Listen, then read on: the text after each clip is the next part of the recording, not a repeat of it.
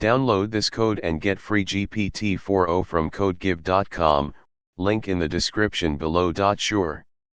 Removing spaces from a string in Python can be achieved using several methods.